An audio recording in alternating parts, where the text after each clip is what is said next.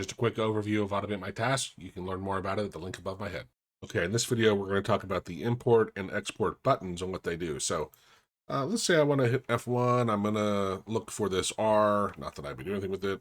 And I didn't give it a label, so I'm going to hit export, and that puts it down here. Now, this is, when I export it, because I did not include the include and function call, it's just the code I need to call that function, right? Remember, you need to have your includes once. After that, you don't have to worry about it.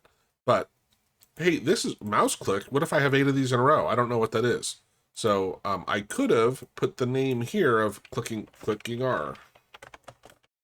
And then I can come back here and hit re-export. But what if, I do this later and I don't have that same image? So now I have clicking R here and here to remind me what that does. But what if I had been actually actively been doing other stuff and I had a different thing in here? And I will export it just to demonstrate. I'm going to export. So now this is on my clipboard.